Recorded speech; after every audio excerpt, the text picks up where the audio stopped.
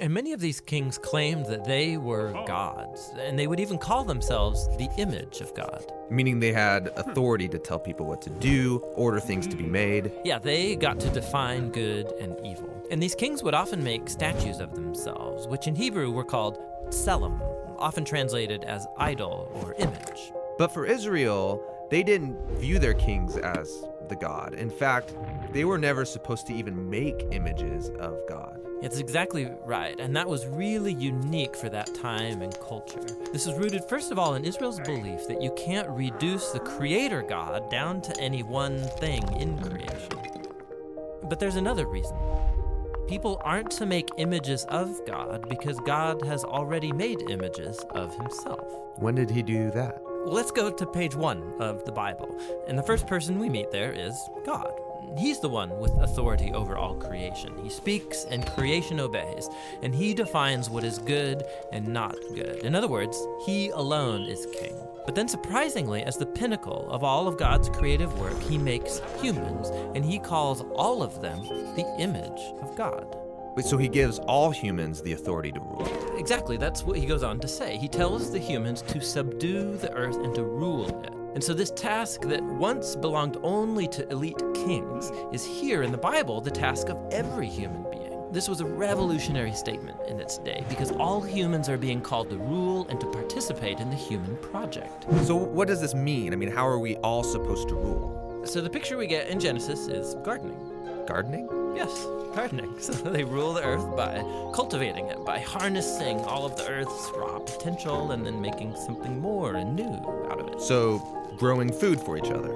Yes, but that also includes growing families then, which become neighborhoods, and then they create communities where people are going to work and take care of each other and build businesses and cities that will expand to new places and so on. So ruling is really the day-to-day acts of our work and creativity. Yes, we take the world somewhere. This is humanity's divine and sacred task. Yeah, and this all sounds really nice. And humans have designed some pretty great things. But just as often we create things that cause a lot of suffering and a lot of injustice, so maybe we shouldn't actually be ruling. Yeah, so the Bible addresses this. In Genesis, what happens is that God gives humans a choice about how they're going to rule. So are they going to use their authority for the benefit of others, which is God's definition of good, or are they going to turn away and define good and evil for themselves and use their authority for self-advantage? And in the story, they choose to define good and evil on their own terms. And so this is the Bible's depiction of the human condition. So sometimes we pull off amazingly good stuff, but just as often, despite our best intentions, we act selfishly and we create evil in the world. And so we're stuck as mediocre rulers making a mess of things. But that's not the end of the story.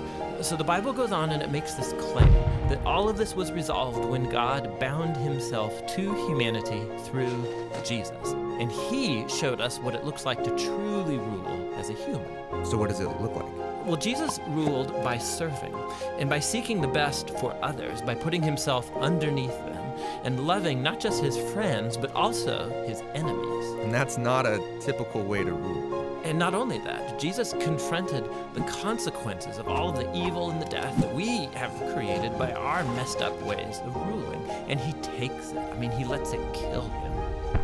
And so when the New Testament writers looked back to Jesus' resurrection, they see a whole new future opening up for all humanity. Jesus is a new way to be human. Yeah, that's why they called Jesus the image of God, or the new human.